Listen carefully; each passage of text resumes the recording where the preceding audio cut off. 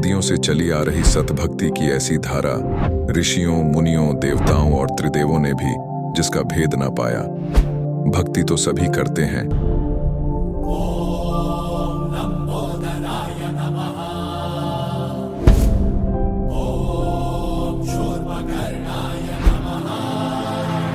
और हरदम यह सोच रहती है कि रहने के लिए आलीशान घर हो, घूमने के लिए बड़े बड़े पार्क हो, खाने पीने के लिए स्वादिष्ट भोजन हो, हम कभी बीमार ना हो, कभी दुखी ना हो और कभी भी ना मरे।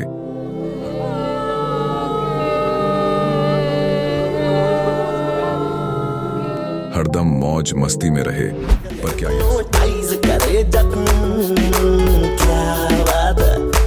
पर क्या यह संभव है? हम सब इतनी भक्ति करते हैं, व्रत करते हैं, श्राद्ध निकालते हैं, कावड़ लेकर आते हैं,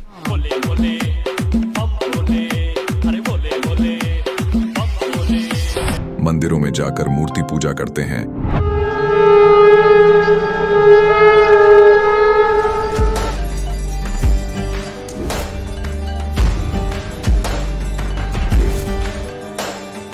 भानुकोटिभास्वरं भवाब्धितारकं परं नीलकण्ठमीप्सितार्थदायकं त्रिलोचनं कालकालमम्बुजाशमक्षशूलमक्षरम्। चर्च में जाकर प्रेयर करते हैं,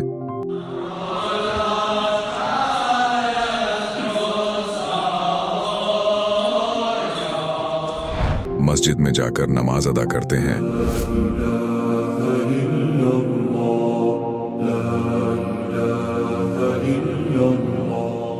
अल्लाहु अकबर कबीरा, और गुरुद्वारों में जाकर माथा टेकते हैं,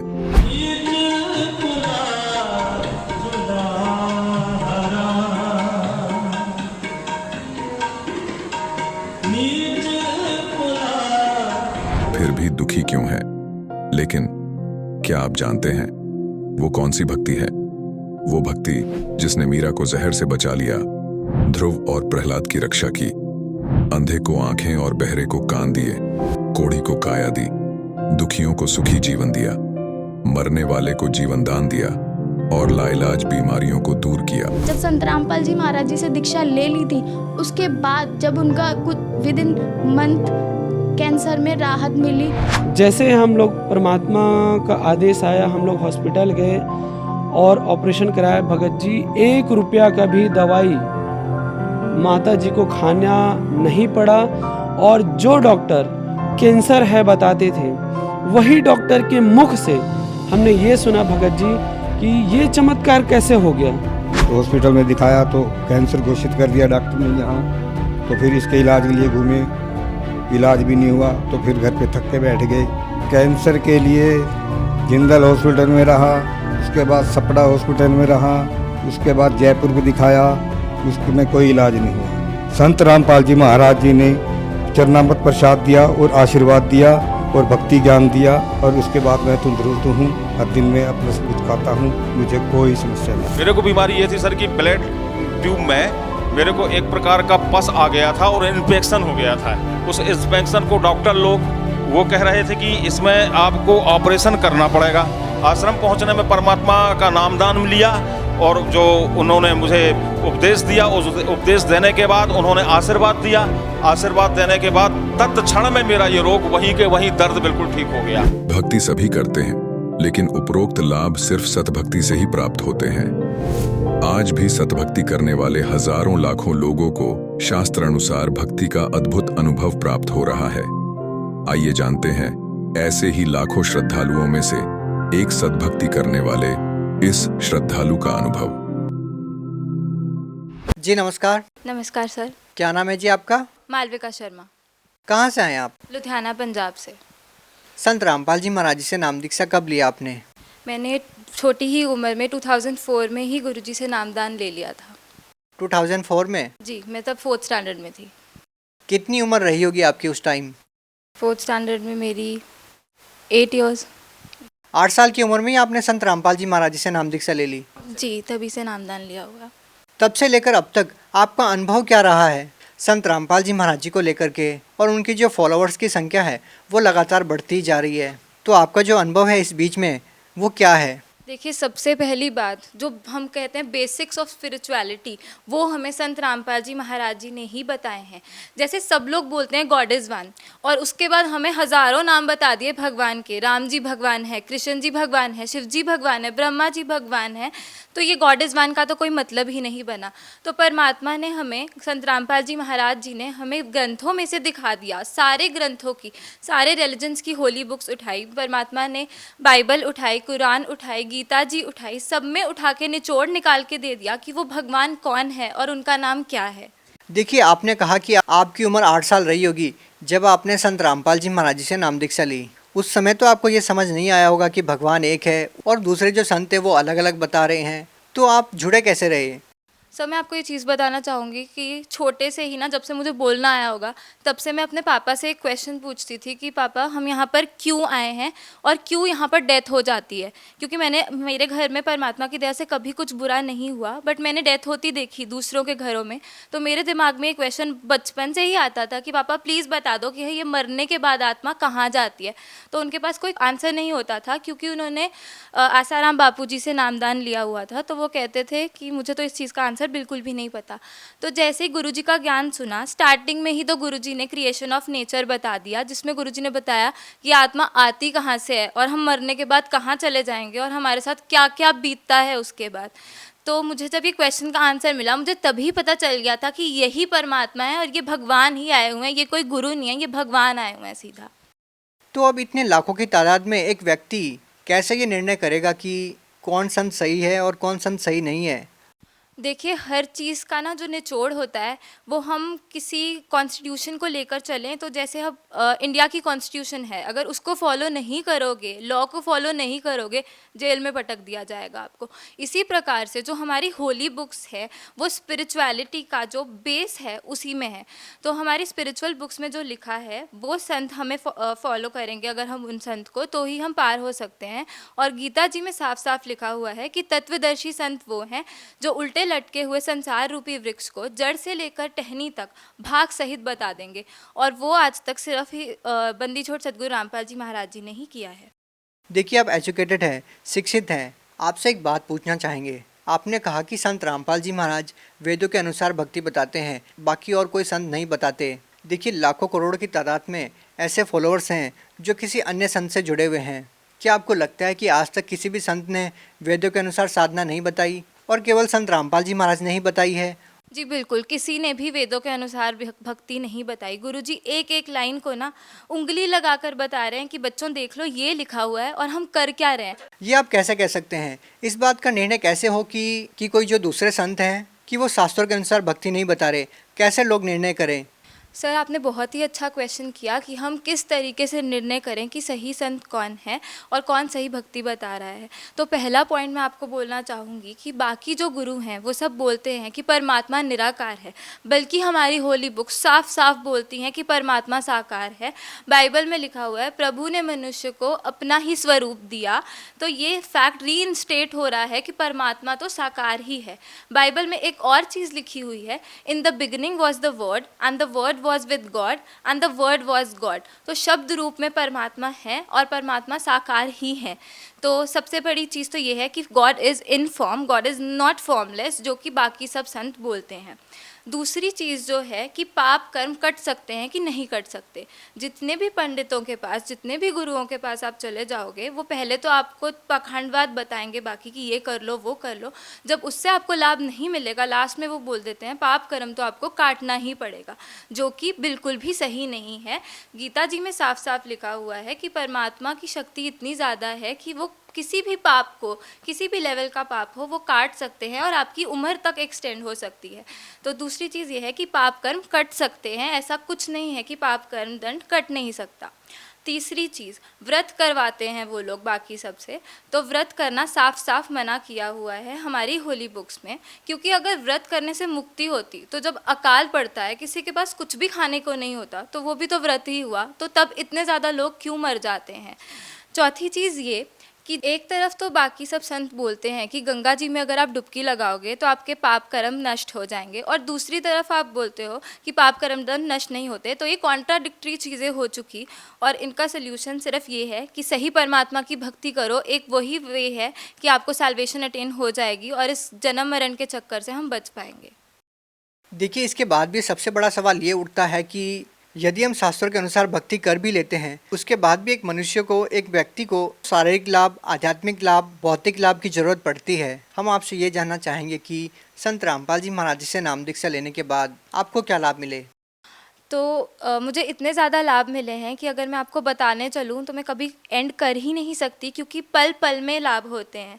तो फर्स्ट लाभ मैं आपको बताऊंगी, सबसे बड़ा तो आध्यात्मिक लाभ भी है कि वो पाथ मिल गया जिस पे हम चलेंगे तो हमें सैल्वेशन अटेन होगा ही होगा। ये जो जन्म मरण का चक्कर है जिसमें हम युगों युगों से फंसे हुए हैं, इससे हम पार हो जाएंगे। दूसरा लाभ जो मिला वो है 2012 में मेरा बहुत ही भयंकर एक्सीडेंट हुआ था और मेरा ब्रेन भी बाहर आ गया था और मेरे फेस के 3 पार्ट्स हो चुके थे। अब वो तो मैं आपको दिखा नहीं सकती, पर ये हाथ एक प्रूफ है कि मेरा तब बहुत घटिया एक्सीडेंट हुआ था और मेरा फ्रैक्चर, मेरी पूरी हड्डी टूट चुकी थी हाथ। कौन सा हॉस्पिटल में आपने दिखाया? DMC हॉस्पिटल में दिखाया था लुधियाना में, और वहाँ के जो टॉप 3 डॉक्टर्स हैं उनकी टीम ने मुझे ऑपरेट किया था। 8 आवर्स प्लस मेरी सर्जरी चली थी और 80 प्लस स्टिचेस मेरे सर पर हैं। तो गुरुजी की दया इतनी ज़्यादा हुई संत रामपाल जी महाराज जी की कि सिर्फ उसी दिन मुझे होश भी आ गया और डॉक्टर्स मुझे अभी तक मिरेकल बुलाते हैं। सर, मैं आपको एक और चीज़ बताना चाहूँगी कि 2014 में भी मैंने अपना इंटरव्यू दिया था और उसमें आपको साफ साफ दिखेगा भी कि मेरा बहुत ज़्यादा बुरा एक्सीडेंट हुआ था और यहाँ पर निशान भी तब उसमें क्लियरली दिख रहा है। और क्या लाभ मिले हैं आपको? अगला लाभ ये है कि अभी कुछ महीने पहले ही मेरे चार्टर्ड अकाउंटेंसी एग्ज़ाम से पहले मेरे दांत में विजडम टूथ मेरा आ रहा था और वो पूरा गल चुका था। तो हमने स्कैन करवाया तो डॉक्टर ने बोला कि आपके वहाँ सब कुछ गल चुका है, जाड़ जो है वो भी गल गई है और दांत भी गल चुका है, तो ये ऑपरेट ही करना पड़ेगा। और मैं आपको ये भी बता देता हूँ, आपके बाकी तीनों विजडम टूथ भी आएंगे और उन तीनों के लिए जगह नहीं है, तो आपको 4 बार ऑपरेशन करवाना पड़ेगा। तो तब मैंने उनसे रिक्वेस्ट करी कि अभी मेरे एग्ज़ाम्स हैं तो आप इसको पोस्टपोन कर दो, एग्ज़ाम्स के बाद ये करवा लेंगे, तब तक आप मेडिसिन दे दो। एग्ज़ाम्स के बाद जब मैं गई तो मेरे सिर पे ऑलरेडी चोट है, तो मुझे डर लग रहा था कि ये लोग खींचेंगे तो बहुत ज़्यादा प्रॉब्लम हो जाएगी। तो गुरुजी इतनी दया करना कि आप बस वहाँ पर सामने खड़े हो जाना जब मेरा ऑपरेशन हो रहा होगा। तो हम डॉक्टर के पास फिर से गए। डॉक्टर ने एक बारी कहा एक बारी चेक फिर से कर लेते हैं। तो उन्होंने चेक किया, उन्होंने कहा आपको कौन से डॉक्टर ने बोला था कि आपको ऑपरेशन करवाना है? मैंने कहा आपने ही बोला था। तो तब उनको याद आ गया, तो वो कहते कि आप देख लो ये सब कि आपका पूरा ठीक हो चुका है और आपके चारों विजडम टूथ के लिए जगह बन चुकी है और मुझे समझ नहीं आ रहा ये सब कैसे हुआ है। तो तब हमने उनको गुरुजी का बताया, गुरुजी की बुक भी उनको दी, और तो ये मेरे को अगला लाभ हुआ। उसके बाद जो मुझे लाभ हुआ, मुझे छोटे में बहुत ही तेज़ स्टमक एक होता था, मुझे ये भी नहीं याद कौन सी साइड होता था, पर परमात्मा से नाम लेने के बाद वो दर्द भी हमेशा के लिए चला गया। अगला लाभ संत रामपाल जी की दया से ये हुआ कि मेरे दादाजी को 3 बारी हार्ट अटैक आ चुका है और तीनों बारी ही गुरुजी ने बचा लिया। अगला लाभ मैं आपको ये बताऊंगी जो कि सबसे बड़ा लाभ है कि मेरे पे काल का अटैक 5 बारी हो चुका है और 5 बार नाम लेते ही, जैसे ही गुरुजी ने बताया है कि आपको चाहे प्रथम नाम मिला हो, चाहे दूसरा, चाहे तीसरा, आप उसका नाम जाप करो और परमात्मा वहाँ प्रकट हो जाएंगे, तो वैसे ही मुझे तीसरा नाम मिला हुआ था, तो मैंने तीसरा नाम का जाप किया तो काल एकदम से बिल्कुल घबरा जाता है और जैसे परमात्मा गुरु रामपाल जी महाराज जी ने बोला था कि पंख कटे पक्षी जैसे गिर जाता है वैसे गिरेगा, बिल्कुल वैसे ही वो गिरा। परमात्मा सामने आके खड़े हो गए और परमात्मा ने वहाँ से मुझे 5 बारी बचाया है। लेकिन सवाल यहाँ पर ये उठता है कि आपके ऊपर अटैक होता ही क्यों है, क्यों आपका एक्सीडेंट होता है, क्यों इतनी सारी परेशानियाँ आपके सामने आती है? परेशानियाँ हम पर हमारे पिछले कर्मों के कारण आती हैं और इसका सिर्फ तोड़ यही है कि हम पूर्ण परमात्मा की शरण में चले जाएं, जो कि इस डेट पर बंदी छोड़ सद्गुरु रामपाल जी महाराज। लेकिन आप तो ऑलरेडी शरण में आ चुके हैं, फिर आपके साथ इतनी सारी समस्या क्यों आ रही है? क्या आप मानते हैं इस बात को लेकर के कि नाम दीक्षा लेने के बाद भी श्रद्धालु पर समस्याओं का आना क्या कहता है? देखिए, मैं तो खुश होती हूँ कि मेरे ऊपर ये समस्या आती है, क्योंकि जैसे ये समस्या आती है उससे हमें पता चलता है जो डेथ लोग बाद में एक्सपीरियंस करते हैं और उनके पास कोई तब वो ही नहीं होता वे आउट कि वो क्या करें उसके बाद, वो मेरे पे पहले ही आ चुकी है। और मुझे पता है कि यहाँ का जो सब कुछ है वो नकली है बिल्कुल। असलियत सिर्फ ये है कि हमने एक दिन मरना है, हमें नहीं पता हमने किस दिन मरना है। उसके लिए आप इंश्योरेंस ले लो परमात्मा से, जो कि सिर्फ सदगुरु रामपाल जी महाराज ही दे सकते हैं। और ये पक्का है कि परमात्मा से आप नामदान ले लोगे तो वापस से उस जगह चले जाओगे। देखिए, यहाँ किसी को बूढ़ा होना नहीं पसंद, यहाँ किसी को दुखी होना नहीं पसंद, यहाँ किसी को मरना नहीं पसंद।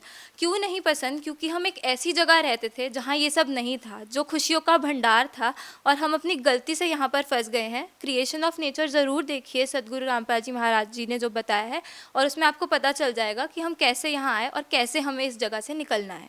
देखिए, आप यूथ हैं और हम मानते हैं कि संत रामपाल जी महाराज के अनुयायी ही इस एज में आकर के आध्यात्म की बातें करते हैं। क्योंकि जिस तरह का आज का जो ज़माना है, हम देखते हैं कि इस एज में आज का जो यूथ है वो ऐसी बातें नहीं करते हैं। इस तरह के विचार आपके अंदर वो भरे हुए हैं, वो क्या मानते हैं आप? कैसे हैं आपके विचार जो आज आप व्यक्त कर रहे हैं कैमरे के सामने? सबसे पहली बात, हमारे पेरेंट्स पे बहुत ज़्यादा डिपेंड करता है कि हमारे विचार कैसे होंगे। तो भगवान की इतनी दया थी कि मेरे पेरेंट्स शुरू से ही बहुत श्रद्धालु रहे हैं, और उन्होंने शुरू से ही एथिक्स और प्रिंसिपल्स को सबसे पहले रखा है। तो ये नॉन वेज, ड्रिंक, ये सब से तो हम पहले ही दूर थे। लेकिन कोई भी पेरेंट्स ऐसा नहीं होगा जो अपने बच्चों को ऐसी लाइन देना चाहे कि वो आगे जाकर के उनके भविष्य के लिए खतरनाक हो जाए। लेकिन फिर भी हम देखते हैं कि बहुत सारे ऐसे युवा हैं जो नशे की लत में पड़ जाते हैं, या बहुत सारी ऐसी चीज़ें हैं जो समाज में हम बुराई के तौर पर देखते हैं। लेकिन हम संत रामपाल जी महाराज जी के अनुयायियों को देखते हैं कि चाहे वो बूढ़े हैं चाहे बच्चे हैं, सभी के एक जैसे विचार होते हैं। आध्यात्मिकता में वो बिल्कुल लुप्त होते हैं। ये जो हम बदलाव देखते हैं, ये अपने आप में बहुत कुछ कहता है। इसके बारे में आप क्या कहना चाहेंगे? देखिए, सारे स्पिरिचुअल और सोशल रिफॉर्म संत रामपाल जी महाराज ही लेकर आ रहे हैं। उन्होंने ही वो इनिशिएटिव लिया है जो कि कोई ले नहीं पा रहा था, और किसी में इतनी समर्था भी नहीं है कि वो ले सके। ये स्वयं परमात्मा आए हैं जो हमें सब कुछ बता रहे हैं कि बच्चों ये सही है, ये गलत है। इन्होंने हमें साफ साफ बता दिया कि हमारी बाउंडेशंस क्या हैं, हमें पता है कि क्या सही है क्या गलत है, हमें आगे का दिखता है जो कि लोगों को नहीं दिखता। गुरु नानक देव जी बोलते हैं, नानक दुखिया सब संसार, सुखी सोई जो नाम आधार। Only the power of true words can make you truly happy and satisfied. पर आज की जो यंग जनरेशन है, यंग जनरेशन क्या बोलूँ, बड़े भी जो हैं ऐसे नशे में फंसे हुए हैं, वो उसी को सुख मानते हैं। हमें क्वेश्चन किया जाता है कि आप ड्रिंक नहीं करते तो आप सुखी कैसे रहते हो, और असल में वो लोगों के साथ आप 1-2 दिन बात कर लीजिए, वो अपना दुख बताने लग जाते हैं, इतने दुखी होते हैं वो लोग। तो वो असल में सुखी तो है ही नहीं, और सुख सिर्फ सही भक्ति से ही मिल सकता है। मालविका जी, क्या करते हैं आप? मैं चार्टर्ड अकाउंटेंट हूँ। अच्छा, आप एक बात बताइए, जब हम संत रामपाल जी महाराज जी के अनुयायियों का इंटरव्यू लेते हैं, बहुत सारे लोग ऐसा बताते हैं कि उनको कैंसर जैसी भयानक बीमारी ठीक हुई है, उन्होंने नशा करना छोड़ दिया है। आप सीए हैं और शिक्षित भी हैं काफ़ी, तो क्या आप मानते हैं कि किसी संत से नाम दीक्षा लेने से, कि मंत्रों के जाप करने से कोई नशा छोड़ सकता है, या उनकी कैंसर जैसी भयानक बीमारी ठीक हो सकती है? क्योंकि आप तो शिक्षित हैं, आप जानते हैं कि मेडिकल साइंस का ज़माना है, और ये बातें अपने आप में हास्यास्पद नहीं है। सर देखिए, आप सब लोगों के लिए ये हास्यास्पद ज़रूर है, क्योंकि आप लोग भक्ति से कोसों दूर है, पर हमें परमात्मा का ज्ञान मिल चुका है और हमें सब पता है आजकल। तो देखिए, साइंस जो है, जहाँ साइंस ख़त्म होती है ना, वहाँ परमात्मा का ज्ञान शुरू हो जाता है। डॉक्टर्स एक बंदे को डेड बोल रहे हैं, लास्ट स्टेज कैंसर क्योर हो रहा है, वो कैसे हो रहा है? देखिए, मिरेकल्स हमें आज तक एक वर्ड लगता था, उस पर रिस्ट्रिक्टेड था कि ये बस एक वर्ड है, ये सिर्फ सुनने को मिलेगा हमें, या ये फेरी टेल वाली मूवीज़ में ही हो सकता है। पर परमात्मा सदगुरु रामपाल जी महाराज जी ने यहाँ के वो मिरेकल वर्ड को ना प्रूव कर दिया है, और आपके सामने हम इतने प्रूफ्स खड़ा सकते हैं, लाइव प्रूफ जो बता रहे हैं कि हम मरे हुए ज़िंदा किए हैं। तो साइंस मेरा ख्याल कुछ भी नहीं है, वो साइंस भी किसकी दी हुई है, वो भगवान की ही दी हुई है। तो साइंस से आगे है स्पिरिचुअलिटी, जो हम सोच भी नहीं सकते, और ये मैनमेड तो कुछ भी नहीं है, सब परमात्मा का दिया हुआ है। जो आजकल बन चुका फ़ोन के थ्रू हम क्या क्या नहीं कर सकते, वो सब परमात्मा की ही देन है। आप भगत समाज को क्या संदेश देना चाहेंगे? सबसे पहले मैं आपके कैमरे के माध्यम से एक चीज़ बोलना चाहूँगी कि बंदी छोड़ सतगुरु रामपाल जी महाराज जी ने एक मुहिम छेड़ दी है।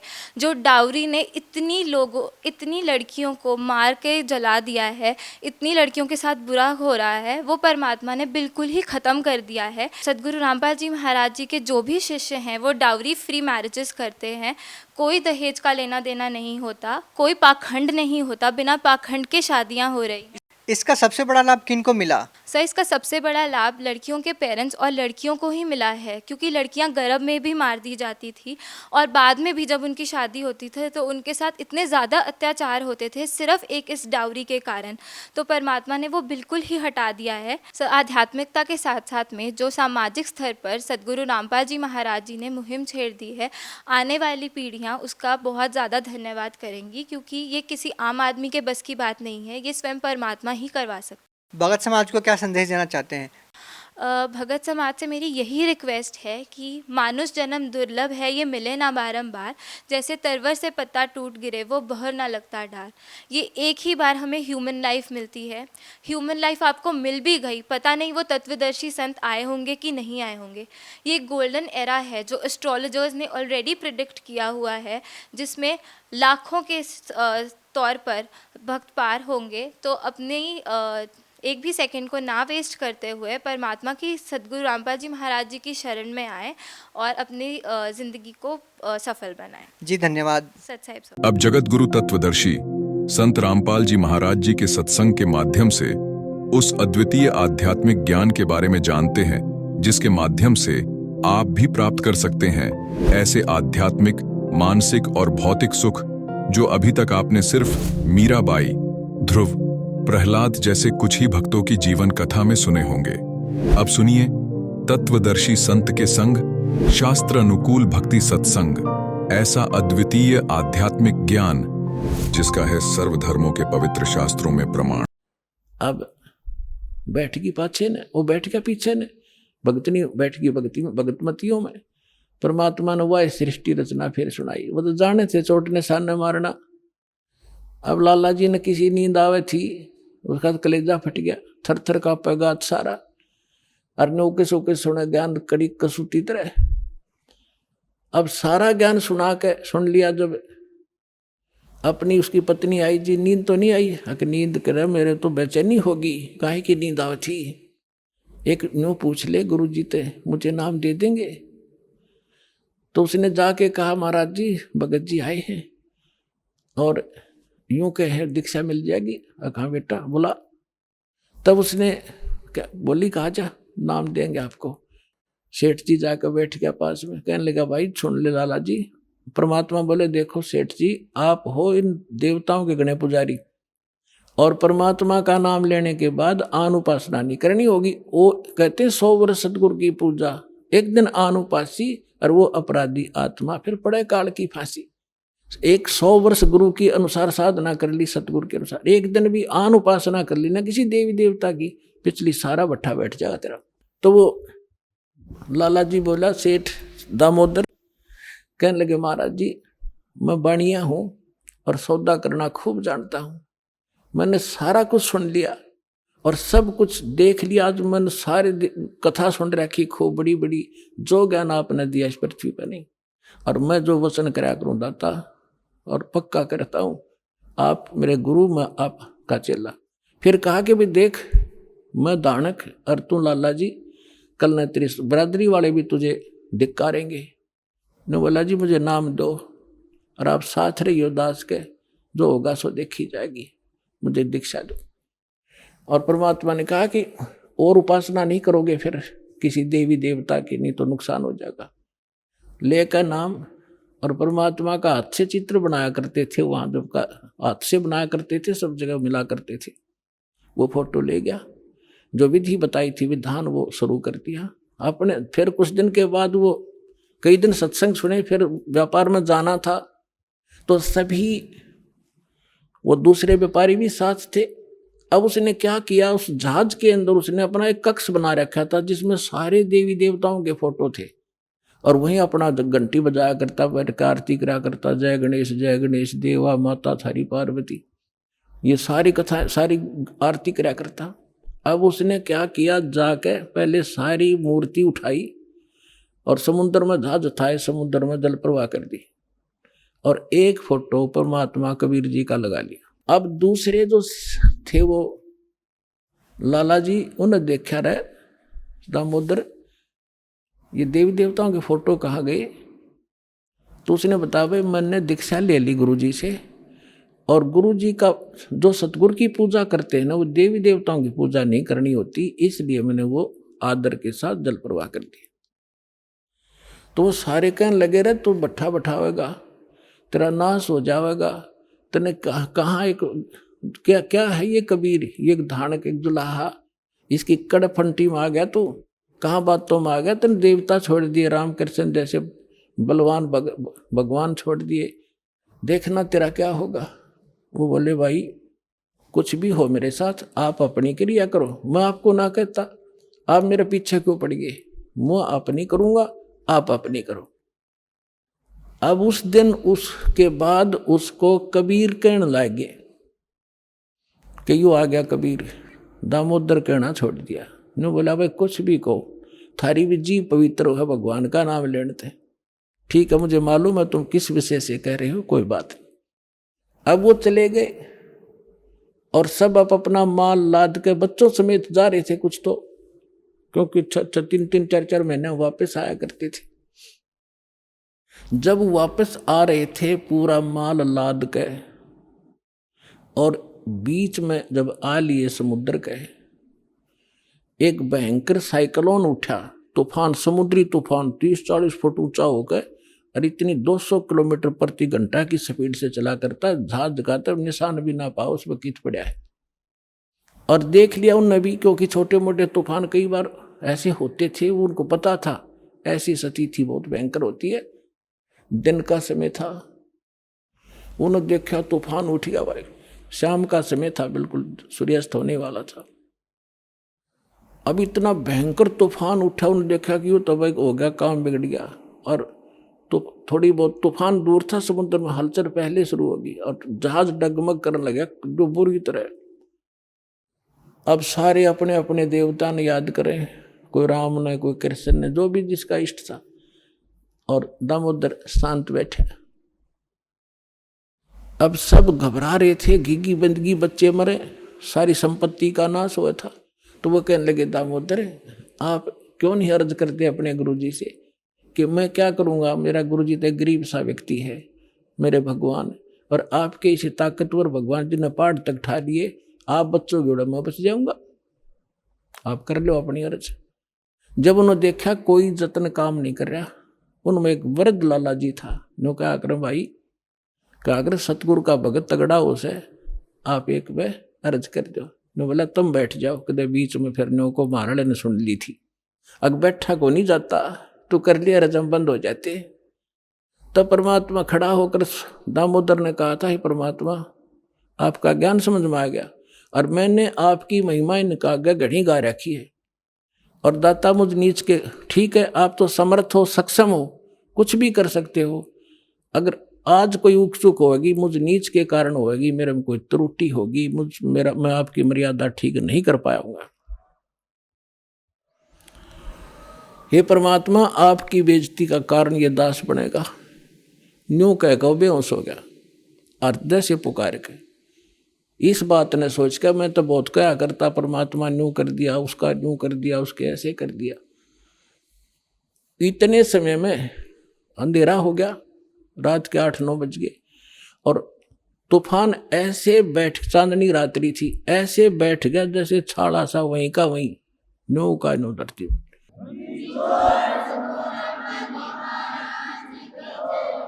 और समुद्र के जल में जरा सी भी हलचल नहीं।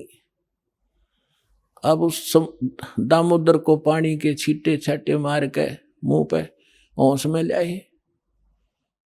तब उन्होंने कहा कि भाई दामोदर हमसे बड़ी घनी गलती हुई, हमने आपके गुरुदेव की बेइज्जती करी, हम कति नीच प्राणी हैं। और उन्होंने संकल्प कराया था कि यदि आज जान बच गई, हमारे भगवान तो फेल हो लिए, जब आज इस तूफान रुक गया, हमारी जान बच गई दामोदर, हम तेरे साथ चलाएंगे। नाम लेंगे उस परमात्मा का। तब दामोदर को कंधे पे बैठा लिया उन लालाओं ने। हर ने बोले बोलो दामोदर की जय। ने बोला नहीं, जय बोलो जिसने यू काम कराया है। बोलो कबीर परमेश्वर जी की जय हो।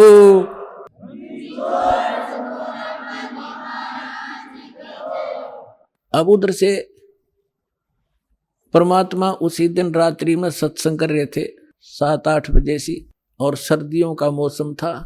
अब कुछ भक्त सामने आसपास बैठे थे।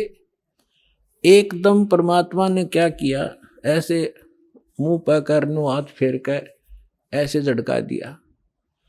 आसपास के बैठे भक्तां के छींटे लागे। उन्होंने सोचा भाई पसीने कैसे आ गए सर्दी में, गुरुजी आपका पसीने आ गए? तो प्रभु बोले ना भाई पसीने को नहीं आए। और क्या था, ये पानी कहाँ से आ गया? कि मेरे भगत का जहाज डूबा था। दामोदर सेठ नहीं था, अभी नाम लेके गया था। हाँ जी हाँ जी, उसका जहाज डूबा था भाई। अब वो उसने बचा कर आया हूँ। अब वो भगत सोच रहे थे अब भाई, अब क्योंकि हम भक्ति अवश्य करते हैं लेकिन विश्वास दृढ़ नहीं होता। और परमात्मा कहते हैं कहा हो तो हरि नाम से, जब मन में नहीं विश्वास, बिना विश्वास के जो भक्ति करते हैं वो सफल नहीं होते हैं। तो वो कच्चे से थे और मन में उनका न्यू थी, ऐसे ही शब्द गा रहे थे, ज्ञान सुना रहे थे, पसीने आगे होंगे हमारे सामने बैठे और वहां कैसे समुद्र में जहाज बचा के आए हैं, वो तो बात कही आई हुई। अब वहां से जब वो चलकर आए सेठ, 1-2 दिन और लग गया उन्होंने। उस दिन फिर सत्संग हो रहा था। वो पहले अपने घर गया, घर जाकर पता चला कि मेरी धर्मपत्नी भी उड़े जा रही है, सत्संग में गई हुई है। और सारे वो सेठ ने बोले पीछे घर जावांगे, और सारे बच्चा ने साथ ले रहे। पहले अब परमात्मा का उपदेश लेंगे, जब घर बढ़ाएंगे। अब हमारा बाकी आज का जीवन, आज के बाद का जीवन उनका ही हमारा। और सारे वहां चलेंगे, सीधे वहां 15-20 लाला जी और उनका परिवार। अब क्या हुआ, अब उधर सत्संग चल रहा था और वही भगत मिले जुले से वो आया करते उस क्षेत्र में, तो सारे वही बैठे। और पीछे तय क्या हुआ, वो सारे के सारे जाकर बाहर खड़े हो कहने जय हो पाबंदी छोड़ कबीर साहब की, जय हो भगवान कबीर साहब की। परमात्मा बोले रे बाहर कौन शोर कर रहा, पता करके आइयो। अब जो ही वो बाहर गए भगत पता करने आंगन से बाहर, तो उन्होंने देखा दामोदर को। वो सब जाने थे क्योंकि वो आते जाते थे सत्संग में। तो उन्होंने आकर बताया जी दामोदर सेठ आ रहा है और उसके साथ और कई लाला जी हैं, सेठ हैं, और आपका दर्शन करना चाहते हैं। बोला बुला लो भाई, क्या बात होगी। वो सारे आगे चरणा में अपने दंडोत प्रणाम करें। हे भगवान आपने दया कर दी, हमारे जीवन रक्षा कर दी। परमात्मा हमसे बहुत भूल हुई, हमने बहुत गलती की, आपके भक्त को बहुत सताया, टॉर्चर किया, इसको माफ़ करो हम अपराधियों को। भगवान आपने हमारी जान बचा दी, हमारा जहाज डूबता आपने बचा दिया। परमात्मा बोले क्या कह रहे हो भाई। और परमात्मा चाहते थे जिनका मन में शंका थी, वो उनका भ्रम निवारण करने के लिए एक सच बताओ, सारी कहानी क्या हुआ था कि भगवान ऐसे ऐसे हो गया था। हमने अपने सारे जंतर मंत्र कर लिए थे, कोई राहत नहीं मिली। फिर हमने आपके भगत आराध करी थी, इसने आपको पुकारा के मंत्र पढ़ा यू दाने, यू बेहोश हो गया आपको पुकार। तब कहा बेटा मैं ही वहां पहुंचा था और आपकी रक्षा करी थी, और आपका अब सौभाग्य है कि आपको इस संकट आपके लिए वरदान से दोगा कि आपके समझ में आ गई और आप यहाँ आगे दीक्षा लो और अपना कल्याण कराओ। सभी ने नाम लिया, उनका कल्याण हुआ। बोलो सतगुरुदेव।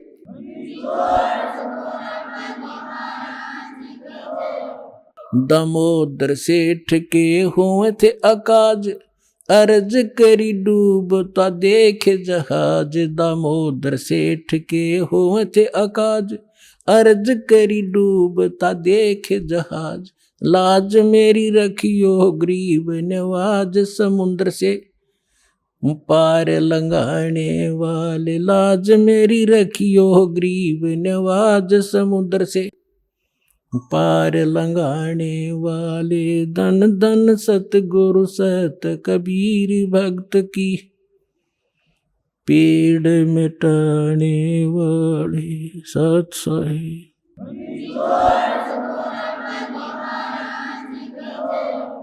परमपिता परमात्मा पूर्ण ब्रह्म सारी सृष्टि के रचनहार कबीर देव कबीर साहिब कबीर परमेश्वर जी की असीम रजा से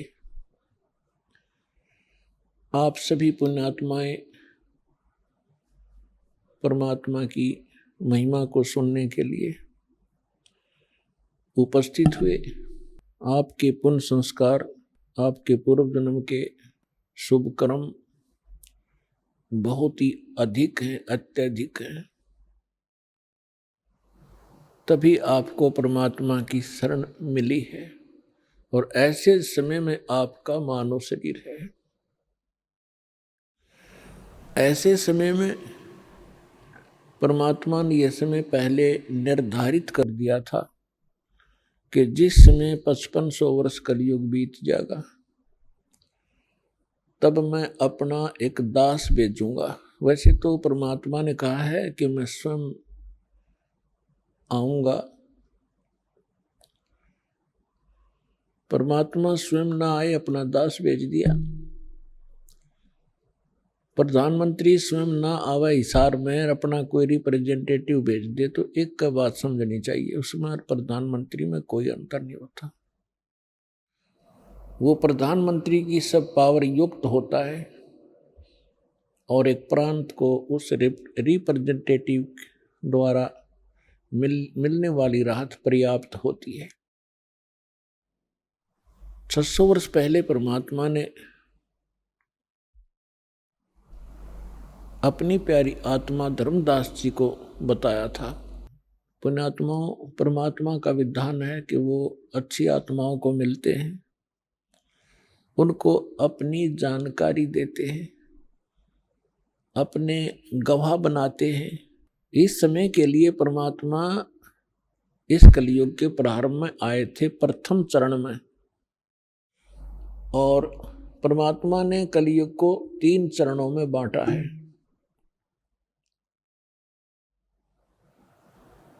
एक तो प्रथम चरण जब परमात्मा सन 1398 से सन 1518 तक 120 वर्ष तक एक सिंपल मैन, सिंपल सिटीजन, आम नागरिक, साधारण नागरिक जैसा जीवन जी के उन्होंने हमारे लिए एक उदाहरण छोड़ा कि भक्तों, ये मेरी प्यारी आत्माओं, यदि आपने यहाँ से पीछा छुटवाना है तो यहाँ की सब बकवादों को सीमित कर देना, नहीं तो ये काल के, ये माया के चोज आपने असंख्यों बार किए हैं और ये आपको यहीं रख लेते हैं। और एक ये भी सिद्ध करना चाहा था परमात्मा ने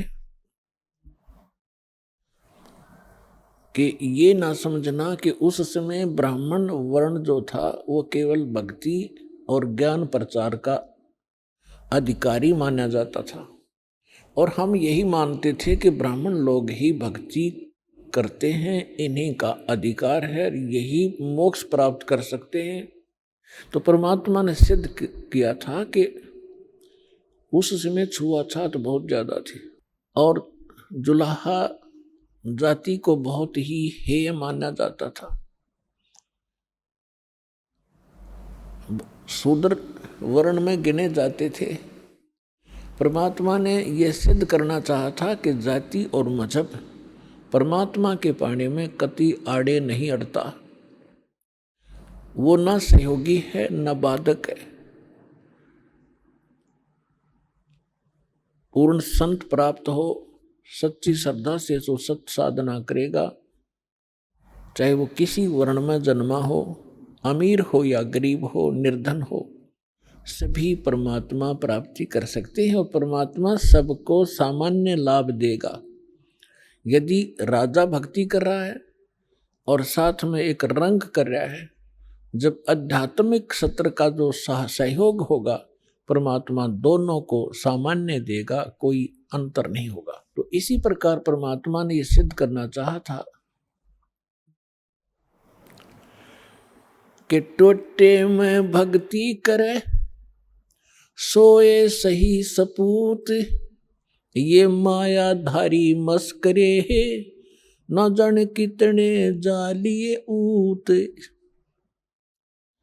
टोटे में भक्ति करे, निर्धन दारिद्र होकर भी परमात्मा की आस्था जिसमें है, सोए सही सपूत, और ये मायाधारी मस्करे न जाने कितने जालिए ऊत, रावण जैसे। और परमात्मा कहते हैं राजा हो भाਵੇਂ रंक हो, निर्धन हो या धनवान हो, इंसान हो, स्त्री या पुरुष हो, परमात्मा प्राप्ति कर सकता है यदि उसको सतगुरु मिल जाए। तो पुण्यात्माओं, आप उन पुण्यात्माओं में से हैं जो आपको सतगुरु भी मिल गए। अब यदि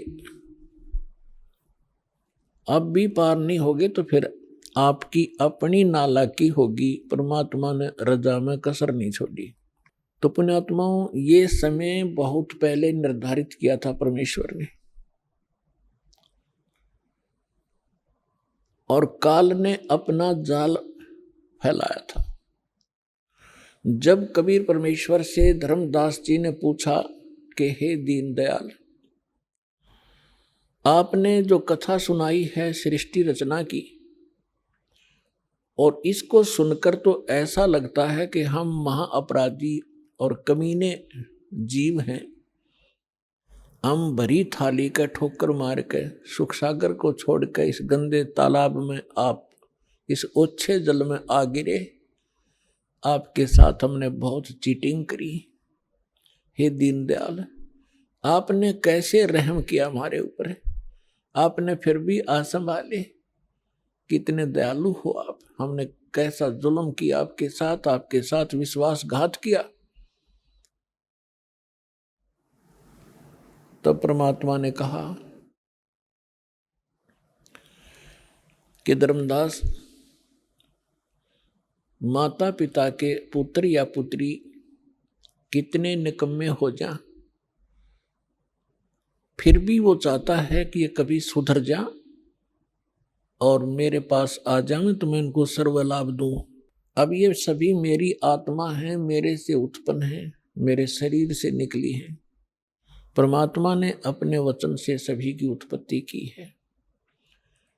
अब हम परमात्मा के पेट से बाहर आए हैं, और जो भी माता अपने बच्चे को, बेटा या बेटी को जन्म देती है, उसको कितने प्यारे होते हैं। दास ने देखा एक माई का पुत्र बिल्कुल जन्म से अपाहिज था, लाल गिरती रहती थी, ऐसे बांगा टेढ़ा मुख था, और वो माँ उसको इतना प्यार करती थी, लाड करती थी, उसकी लार धो के और चूमती थी, प्यार करती थी। तो पुण्यात्माओं, हम उस परम पिता की आत्मा है जो हमारे लिए भटक रहा है। हम कितने निकम्मे हैं, कितने नालायक हो गए, फिर भी उसके हृदय में हमारी न्यारी कसक है। हमने क्या गलती की थी, ये सृष्टि रचना के द्वारा आपको बहुत बार बता रखी है। आज विषय दूसरा है, इस करके थोड़ा सा हिंट देंगे, जिसमें परमात्मा ने सतलोक, अलखलोक और ऊपर के अगम और अनामी लोक सभी उत्पन्न कर दिए अपने वचन से, अजर अमर। और परमात्मा ने सबसे पहले 16 पुत्रों की उत्पत्ति की, उससे पहले 16 द्वीप उत्पन्न किए, उनमें सबको रहने को कहा। उनमें से एक पुत्र अचिंत था, उससे कहा कि आप सृष्टि रचना करो। शेष उसको अपनी सामर्थ्य का आभास कराना था कि तुम कितने सक्षम हो और क्या कर सकता है प्राणी परमात्मा के अतिरिक्त। तो उसने अपने वचन से अक्षर पुरुष की उत्पत्ति की। श्रीमद् भगवत गीता अध्याय नंबर 15 के श्लोक नंबर 16 और 17 में 3 पुरुष हैं, सरपुरुष, अक्षर पुरुष और उत्तम पुरुष है तो अन्य, उसको परम अक्षर पुरुष यानी परम अक्षर ब्रह्म कहते हैं। जो श्रीमद् भगवत गीता अध्याय नंबर 7 के श्लोक 29 में गीता ज्ञानदाता कहता है कि अर्जुन, जो व्यक्ति जरा और मरण से छूटने के लिए ही प्रयत्नशील हैं, उससे मोक्ष पाना चाहते हैं वृद्धावस्था से और मृत्यु से, वो उस तत्परम से परिचित हैं, संपूर्ण अध्यात्म ज्ञान से परिचित हैं और सब कर्मों से वो वेल नोन है। वही लोग यहाँ से निकलने की, मृत्यु से और जरा यानी बुढ़ापे के दुख से छूटने का प्रयत्न करते हैं, तो वो उस तत्परम से परिचित होते हैं। अर्जुन ने 8वें अध्याय के प्रथम मंत्र में पूछा कि वो तत्परम क्या है। गीता ज्ञानदाता ने 8वें अध्याय के 3रे श्लोक में कहा कि वो परम अक्षर ब्रह्म है। यानी गीता ज्ञानदाता से अन्य है वो समर्थ शक्ति। तो 15वें अध्याय के गीता जी के 16 और 17 श्लोक में 3 पुरुष हैं, सरपुरुष, अक्षर पुरुष, और 17वें श्लोक में कहा कि उत्तम पुरुष है तू अन्य है। इन दोनों से, सरपुरुष और अक्षर पुरुष से, वो श्रेष्ठ परमात्मा उत्तम पुरुष पुरुषोत्तम तो कोई और है, और वही तीनों लोकों में प्रवेश करके सबका धारण पोषण करता है। वो वास्तव में अविनाशी परमेश्वर है। तो अचिंत ने अक्षर पुरुष की उत्पत्ति की, और अक्षर पुरुष वहाँ एक सरोवर है, मान सरोवर, अमृत से भरा हुआ, उसमें जाके सो गया, गहरा चला गया। वहाँ श्वासों से जीवन नहीं है। काफी समय तक वो बाहर नहीं आया। आपको थोड़ी सी सृष्टि रचना का हिंट देकर आज का जो विषय है वो फिर चलेगा। अचिंत ने देखा अक्षर पुरुष सरोवर के अंदर, निद्रा के अंदर, गहरी निद्रा में सो रहा है, और अक्षर पुरुष के बिना अचिंत सृष्टि नहीं कर सकता। तब उसने अर्ज की कि अक्षर पुरुष निद्रा में है, प्रभु मैं कुछ नहीं कर पा रहा हूं। तब परमात्मा ने कहा कि बेटा तुम कर भी नहीं सकते, ये तुम्हारे को थोड़ा सा एक झटका दिया है, कहीं तुम बीच में टांग अड़ा लेते। परमात्मा ने ये सिद्ध कर दिया कि समर्थ का काम समर्थ ही कर सकता है, और दूसरा कोशिश करेगा तो वो मार ही खाएगा। तब परमेश्वर ने उसी सरोवर से थोड़ा सा जल अपनी आचमन में लिया, अपनी शब्द से उसको अंडा बना दिया। अंडे में अपने वचन से, अपने ही अंदर से एक आत्मा उसमें प्रवेश कर दी। उस अंडे को बहुत बड़ा आकार का अंडा बना दिया, उसको उसमें छोड़ दिया। सरोवर में गड़गड़ गड़गड़ करता हुआ वो नीचे गया। तो उसकी गड़गड़ाहट सुनकर अक्षर पुरुष की निद्रा खुल गई। और किसी को कच्ची निद्रा से जगा दिया जाए तो उसमें थोड़ा सा क्रोध होता है। उसने क्रोधवश उसको देखा कि किसने मेरी निद्रा भंग कर दी, तो वो कोप उस अंडे पर टकराया, उससे अंडा फूट गया। उसमें से ये सरपुरुष निकला, सरपुरुष। अब इस अध्यात्म ज्ञान को सुनने के लिए यह सृष्टि रचना एक मास्टर की समझ लेना। और जब तक आप इस सृष्टि रचना से परिचित नहीं होगे तब तक आप अध्यात्म का कोई सिर पैर नहीं समझ सकते। प्रथम बार कोई सुनेगा उसको ऐसा लगेगा जैसे दंत कथा बनावटी कहानी है। अब वो अंडा फट जाने से उसमें से सरपुरुष निकला, ज्योति निरंजन, जिसको काल भी कहा जाता है, जो 21 ब्रह्मांड का स्वामी है। तब परमेश्वर ने कहा कि तुम दोनों बाहर आओ। वो दोनों बाहर आ गए। उनसे कहा कि जाइए आप अचिंत के द्वीप में रहो। एक स्थान तीनों को दे दिया, अचिंत, सरपुरुष और अक्षर पुरुष। उसके पश्चात परमेश्वर ने स्वयं शेष रचनाएं की और हम सभी आत्माओं को अपने वचन से उत्पन्न कर दिया। असंख्य जितने भी यहाँ चींटी, मच्छर, मक्खी, सूक्ष्म जीव जो दिखते भी नहीं, दूरबीन से देखे जा सकते हैं, हाथी, देवता, ये सभी प्राणी परमात्मा ने अपनी वचन से उत्पन्न करके ये सभी आत्माएं ऊपर रहा करती थी। हम सभी की वहाँ सृष्टि थी, परिवार था और बहुत सुंदर महल, बड़े बड़े बगीचे, प्रत्येक के महल के आसपास बहुत बहुत सुंदर आगे पार्क हैं, फल फ्रूट वहाँ पर लदपद रहते हैं, मेवा लदपद रहती है, सदाबहार वृक्ष हैं, सदाबहार बाग बगीचे हैं। तब परमात्मा ने हम सबको उत्पन्न किया, हम अलग अलग रहने लगे और हमारा वहाँ पर एक परिवार बन गया। जैसे आपका यहाँ परिवार बन गया, ऐसे वहाँ भी आपका ऐसे सुंदर परिवार था।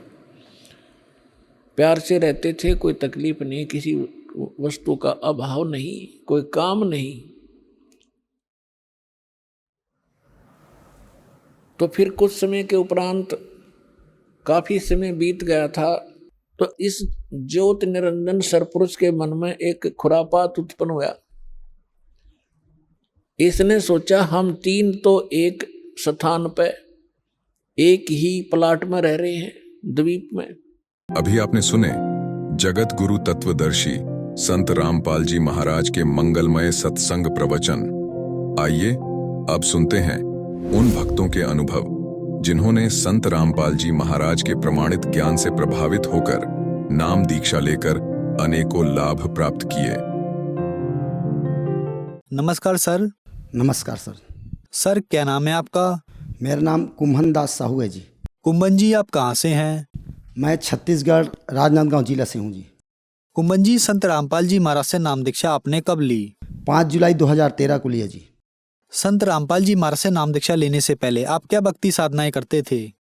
संत रामपाल जी महाराज से नाम दीक्षा लेने से पहले मैं हमारे घर में पुराना जो चलते थे, हमारे दादा परदादा के ज़माने से दामा खेड़ा से कबीर पंथ से नाम दीक्षा लिए हुए थे वो लोग।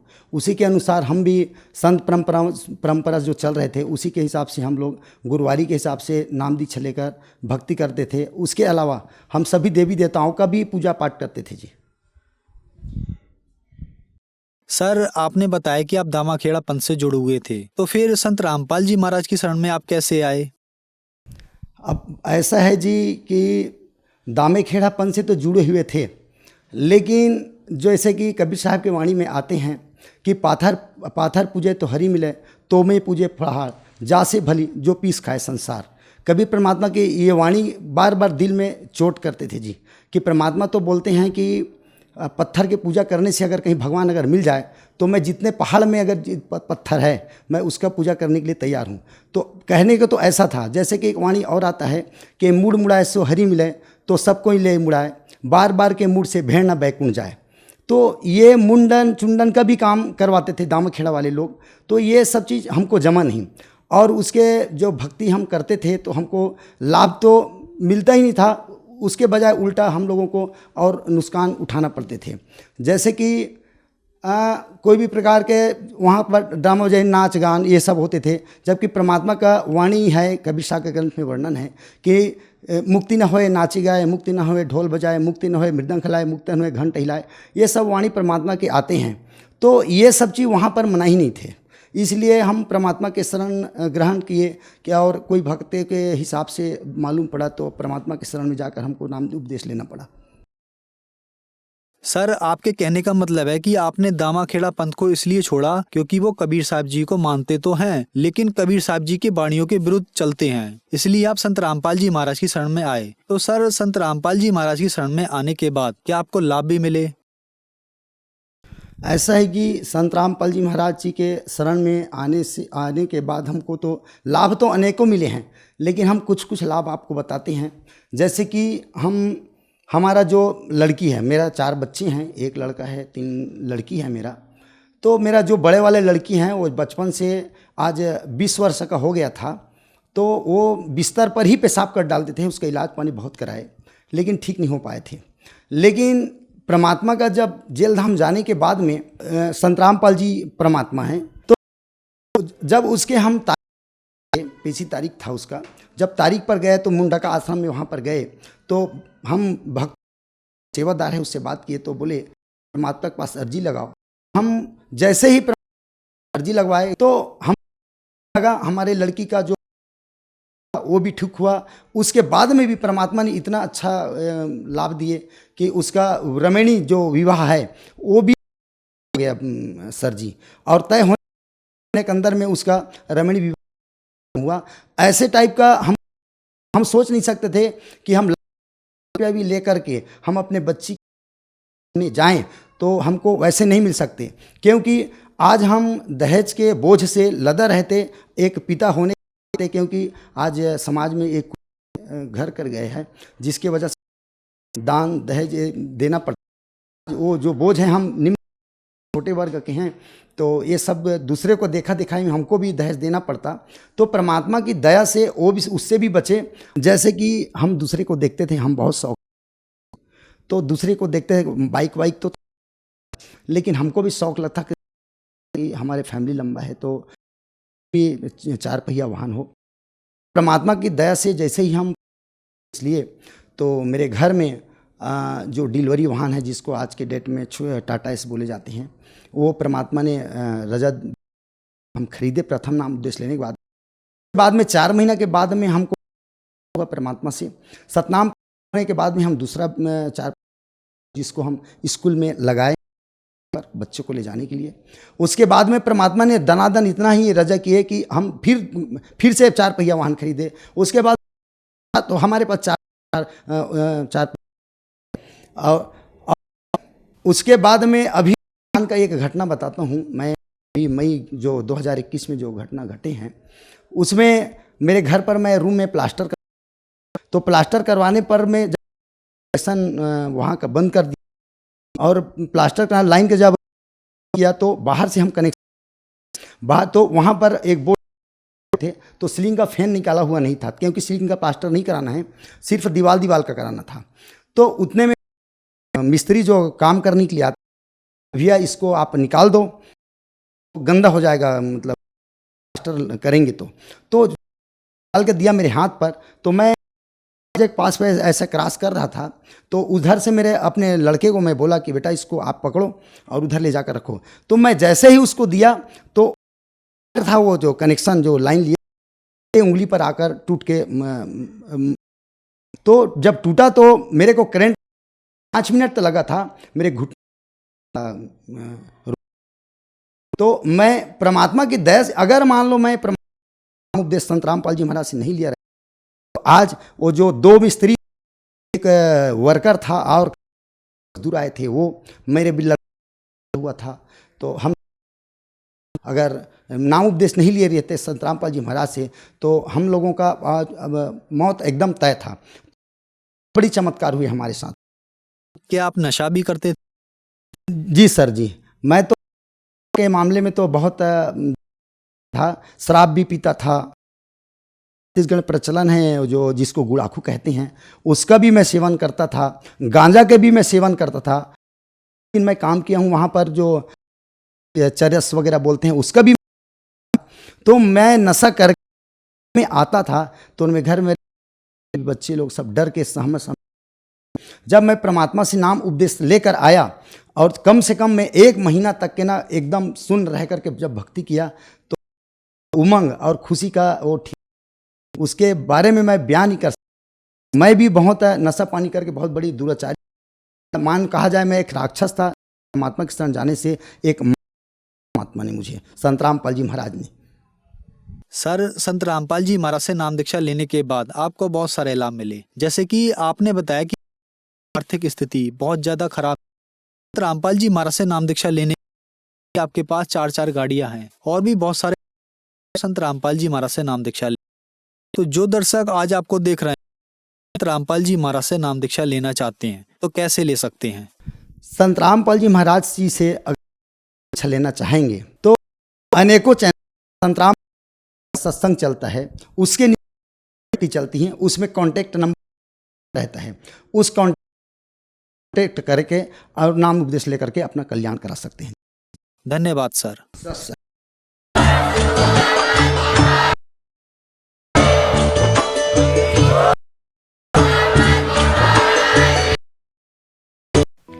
आप सुन रहे तत्वदर्शी संत रामपाल जी महाराज के मंगल प्रवचन।